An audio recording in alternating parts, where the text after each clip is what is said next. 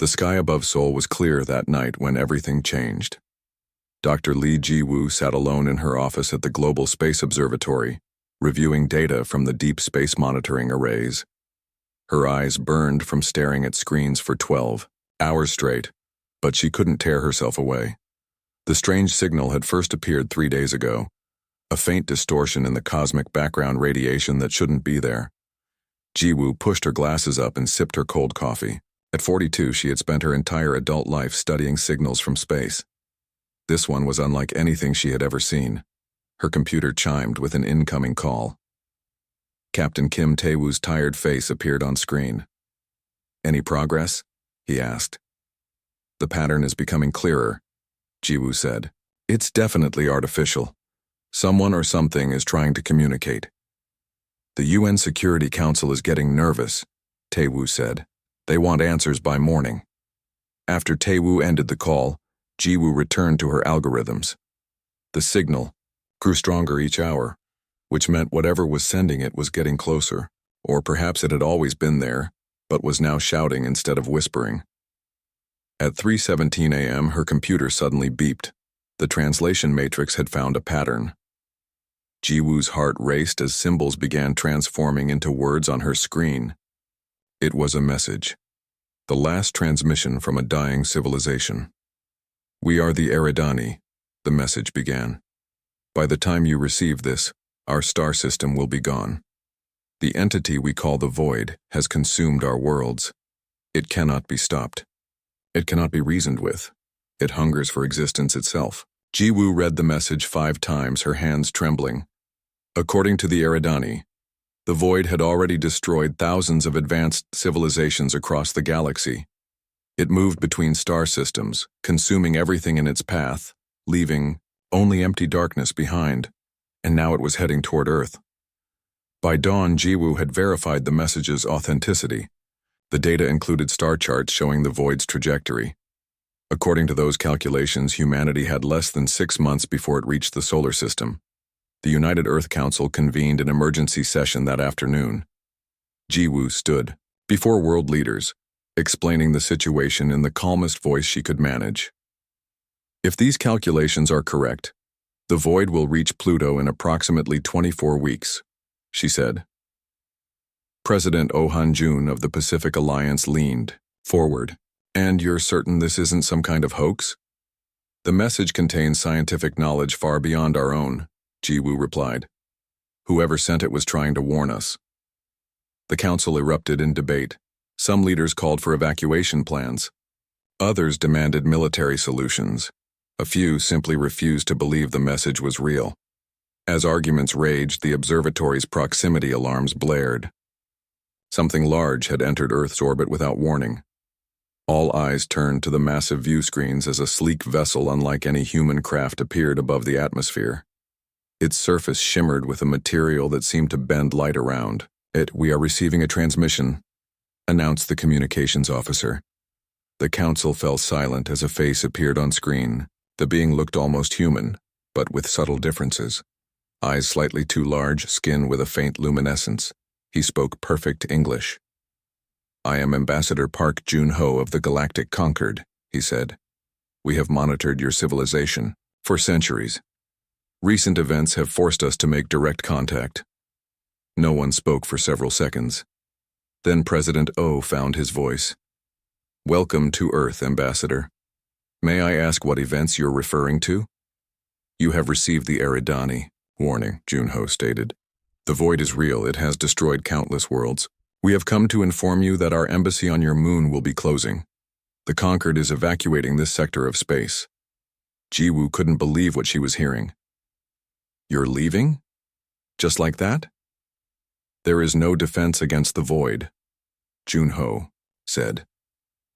"The Concord has survived for 50,000 years by detecting its approach and moving our populations to safety." General Yoon Hai-wan, Earth's Defense Forces commander, stepped forward. "With respect, Ambassador, humanity doesn't abandon its home." Jun-ho's expression softened. "Your courage is admirable but misplaced. The Void cannot be stopped.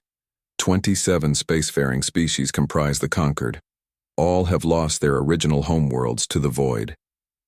Then help us, Jiwoo pleaded. With your technology, surely there's something we can do. We can offer sanctuary for a small delegation, Junho said. To preserve some aspect of human culture. It is all we can do. As the implications sank in, Jiwoo stared at the starry sky visible through the council chambers. Domi. Somewhere out there, an unimaginable horror was approaching. A cosmic predator that had devoured entire civilizations, and Earth stood alone against it. The conquered ship hovered above the United Nations building like an enormous silver fish. For 3 days straight, Ambassador Park Jun-ho met with Earth's leaders. Behind closed doors, he shared terrifying truths about the universe that humanity had never known. Dr. Lee Jiwoo sat in the back of the room taking notes on her tablet. She watched world leaders grow pale as they viewed recordings of entire planets being swallowed by darkness. The void cannot be stopped, Ambassador Park explained calmly. His voice reminded Jiwoo of a doctor delivering terminal news to a patient.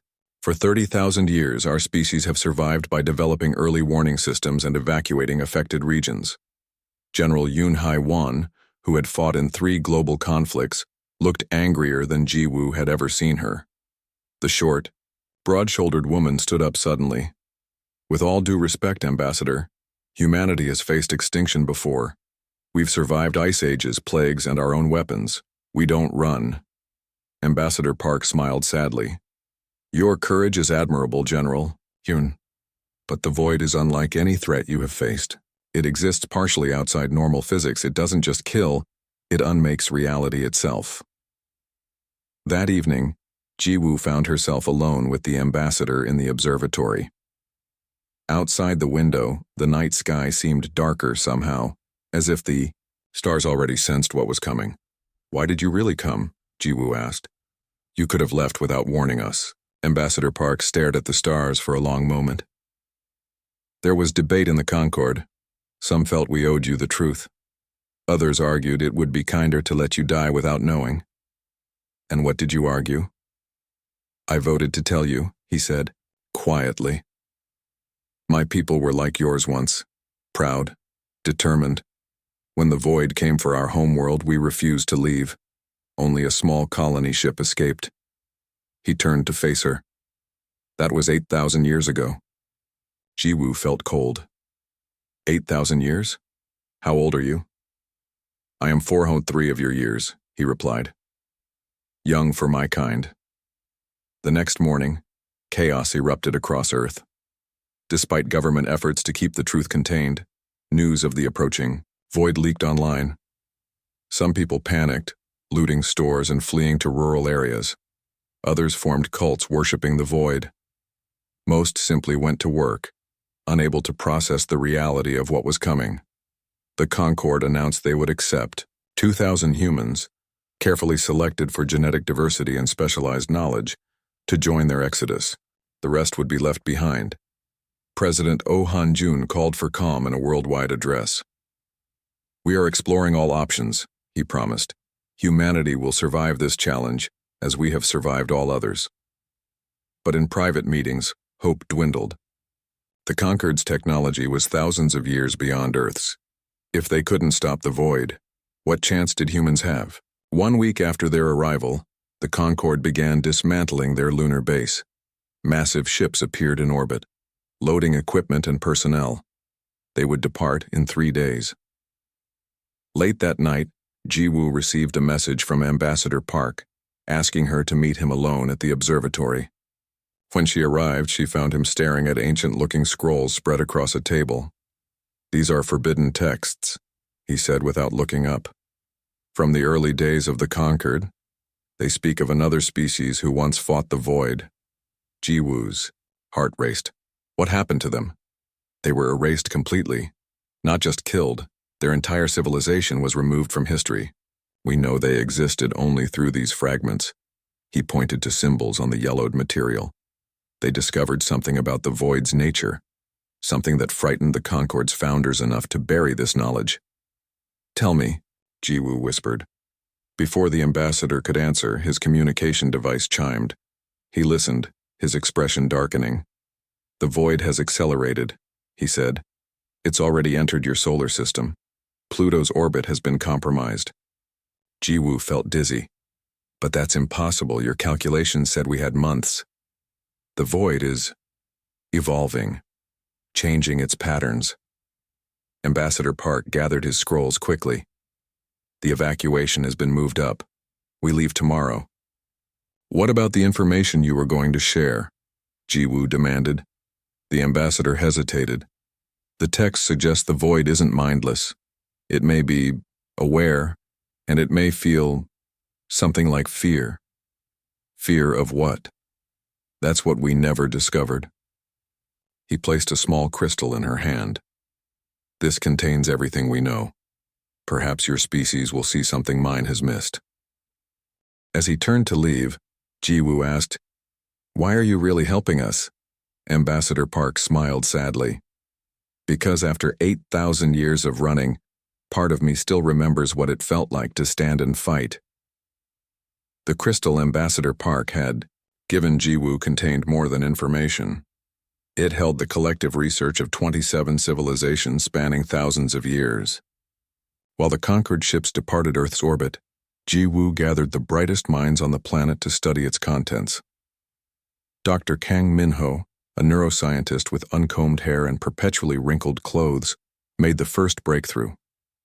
He burst into the underground research facility at 4 a.m., waving data printouts wildly. "I found something," he shouted, startling the exhausted researchers. "Look at these brain scans." Jiwoo rubbed her tired eyes. They had been working non-stop for 3 days. "What am I looking at, Minho?" "The Conquered studied our brains extensively during first contact," Minho explained, spreading the papers across a table. "These patterns show human neural activity, compared to other species. See the difference?" Jiwoo studied the colorful brain scans. Where alien brain patterns showed organized, efficient pathways, human brains lit up in seemingly random, chaotic patterns. "Our brains are messier?" she guessed. "Exactly." Minho grinned. "Humans perceive reality differently than other species. We make intuitive leaps. We imagine things that don't exist. We dream." A scientist from India looked up from her computer. The Concord species evolved to be logical and efficient. They survived by avoiding threats. While humans evolved to face threats directly, Jiwoo whispered, understanding dawning. "We don't just accept reality, we reshape it." They worked feverishly over the following weeks. Using Concord technology combined with human innovation, they developed something unprecedented, the Nexus. It was a neural interface that could amplify human consciousness, potentially allowing interaction with the void's quasi-dimensional nature. Outside their underground facility, the world changed rapidly. Neptune had vanished completely. Uranus followed soon after.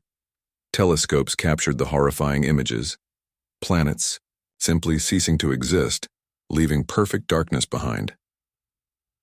The United Earth Council converted every available resource to the Nexus project. Old enemies became allies overnight. Nations shared their deepest technological secrets. For the first time in history, humanity stood truly united. General Yoon led the military response, preparing Earth's combined forces for a battle unlike any before. She oversaw construction of the Dauntless, a prototype vessel equipped with the experimental Nexus device. "This is a suicide mission," she told the volunteers bluntly. "We don't know what will happen when we confront the void directly." Every person in the room stepped forward. 1 month later, as Saturn began to distort under the void's influence, the Dauntless prepared for launch.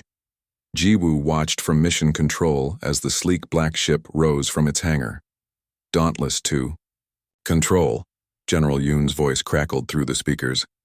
"All systems operational. We are go for deep space acceleration." As the ship cleared Earth's atmosphere, alarm bells suddenly rang throughout the facility. Security guards rushed in, escorting a hooded figure. "We caught her trying to access the secure area," said a guard. When they removed the hood, Jiwoo gasped. It was a Conquered female, Song Yun-ha, one of Ambassador Park's junior diplomats. "You were supposed to leave with the others," Jiwoo said, Yunha straightened her silvery tunic. Not all of us agree with abandoning Earth. Some of us remember when our ancestors had courage. She pulled out a small device. These are access codes to restricted conquered technology, weapons, shields, faster-than-light capabilities. Ambassador Park wanted you to have them. He sent you back? Jiwoo asked, surprised. No, Yunha replied. Coming here was my decision.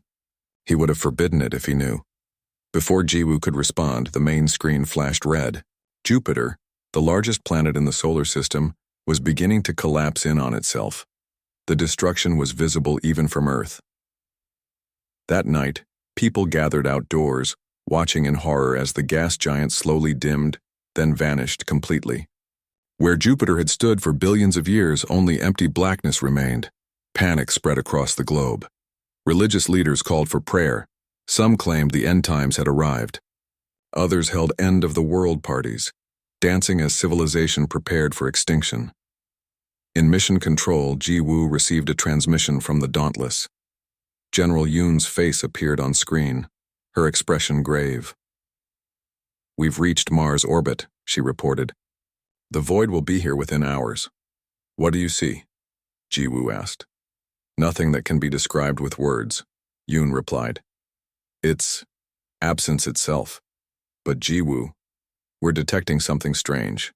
The void isn't just destroying, it's consuming. Almost like it's feeding. The transmission became static-filled. We're activating the Nexus now. If this works, the connection cut off completely. Jiwoo turned to Yunha, who stared at the screen with wide eyes. Your people have run for thousands of years, Jiwoo said quietly. We have nowhere to run. So we fight.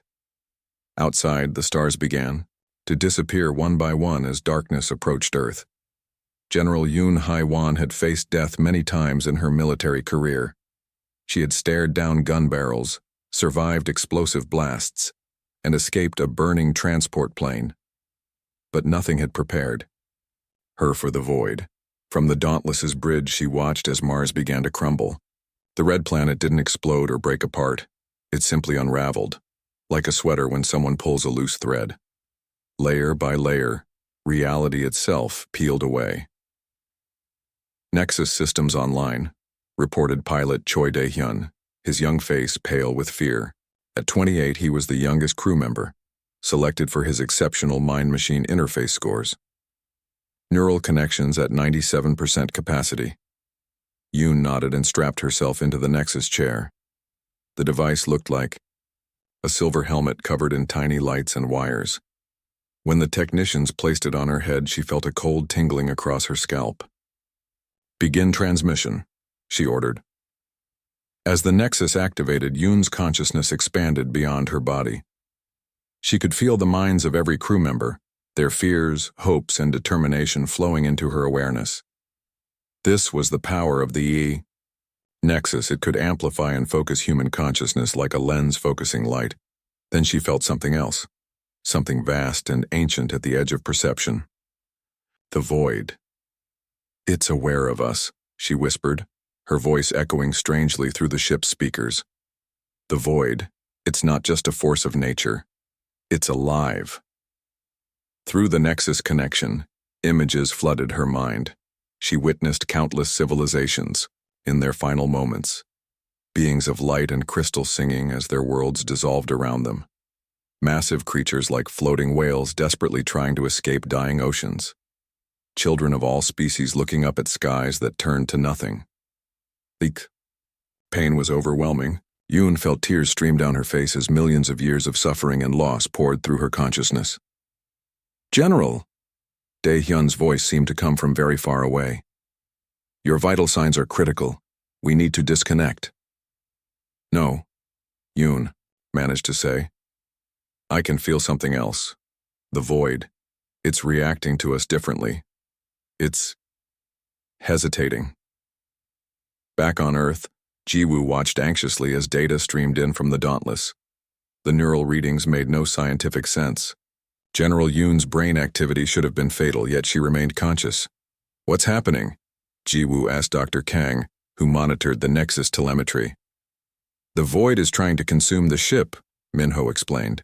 But something about human consciousness is disrupting its process. Look at these patterns. It's almost like the void is confused. Jiwoo turned to Yunha. Has this ever happened before? Has the void ever hesitated? The Concord diplomat shook her head. Never in any recorded encounter. On the main screen, Mars had half disappeared into nothingness. Earth had hours left at most. Aboard the Dauntless, Yoon pushed deeper into the void's awareness. Through the nexus she could sense its ancient hunger, a loneliness so profound it consumed worlds just to fill the emptiness. The void had existed since the beginning of the universe, devouring all it touched yet never satisfied. But when it touched human minds, something unexpected happened. The void encountered emotions it had never experienced. Hope, love, sacrifice, defiance. Concepts it couldn't understand. It fears us, Yoon realized suddenly. Not our weapons or technology, but our minds. Our ability to imagine what doesn't exist and then create it. With tremendous effort, she opened a communication channel to Earth. Jiwoo, can you hear me? We hear you, General, Jiwoo's voice came through, filled with static. The void feeds on certainty, on fixed reality, Yoon explained quickly. But humans constantly reshape reality through imagination. We see what could be, not just what is. What are you suggesting? Jiwoo asked. We need to amplify that ability, Yoon said. Connect every human mind through the nexus. Show the void what humanity truly is. Jiwoo looked at Minho, who was already calculating possibilities. We'd need to use Earth's entire power grid, he said. And even then, we don't know what connecting billions of minds might do. We have no choice, Jiwoo decided. The planet has maybe 3 hours before the void reaches Earth. Governments worldwide received the desperate plan. In an unprecedented global action, power was diverted to massive nexus amplifiers built in every major city. Television and internet channels broadcast instructions to citizens. People everywhere, prepared to connect their minds to save their world. On the Dauntless, the situation grew dire. The void had nearly consumed Mars completely and was starting to affect the ship itself. Parts of the hull simply ceased to exist, exposing crew members to the vacuum of space. General Yoon remained in the Nexus chair, blood trickling from her nose as she maintained contact with the void. Through her connection, she could sense something impossible. The void was curious. For the first time in its ancient existence, it had encountered something it didn't immediately understand. It's working, she whispered.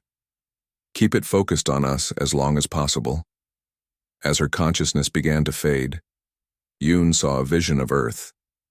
Billions of minds preparing to unite in one final, desperate act of defiance against cosmic doom. Night fell across Earth as billions of people sat in their homes, schools, and public spaces. In parks and stadiums, on mountains and beaches, humanity gathered. Each person wore a simple neural band, a stripped-down version of the Nexus technology mass-produced in the past 72 hours. Jiwoo stood in the center of a vast circular room deep beneath Seoul.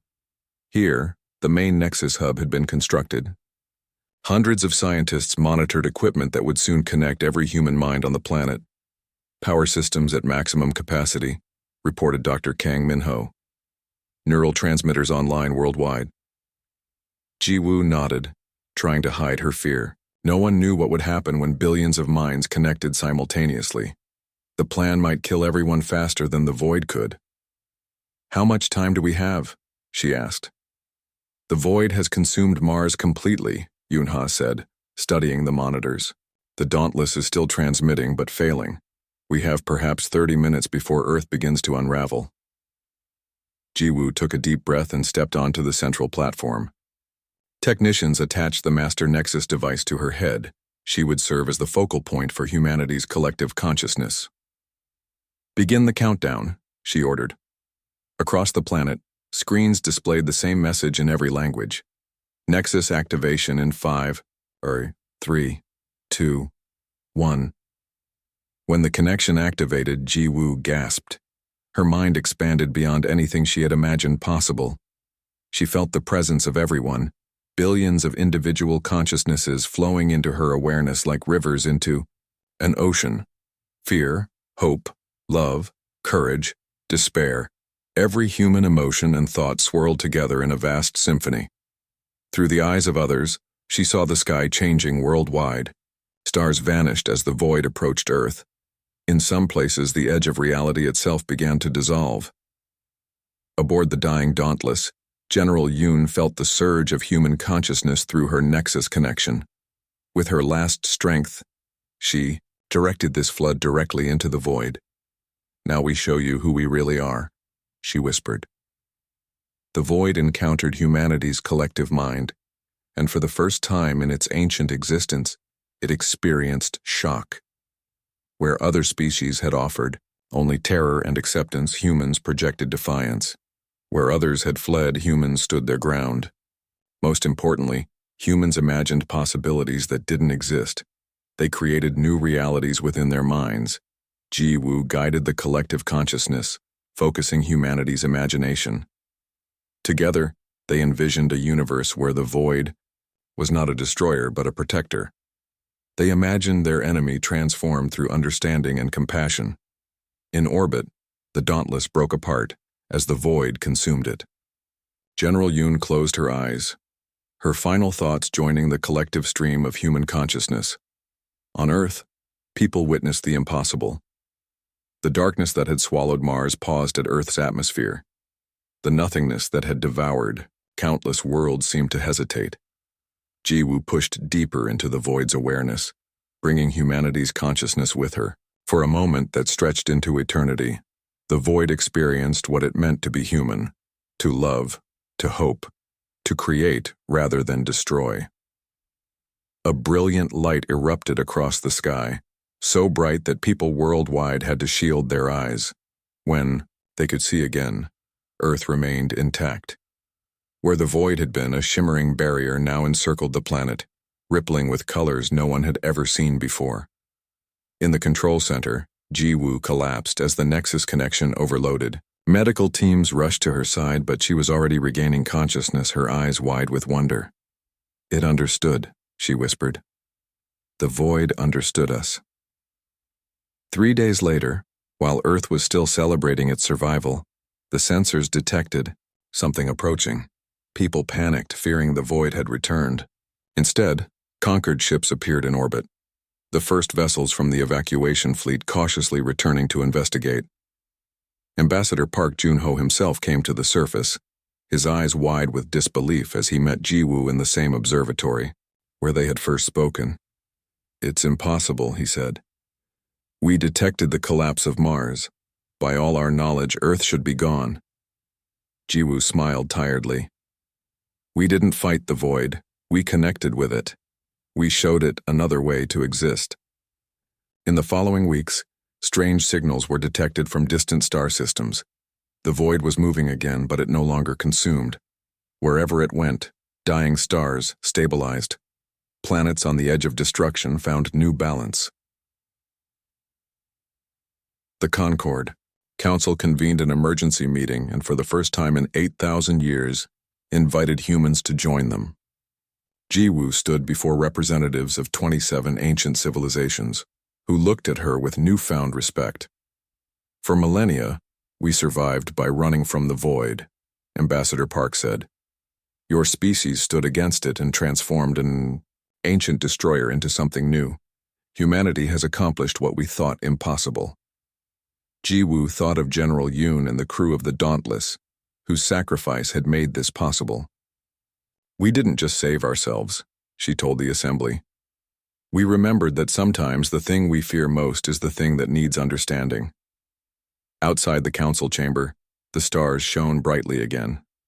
Among them moved the void, no longer a harbinger of doom, but a guardian of the very existence it had once sought to destroy.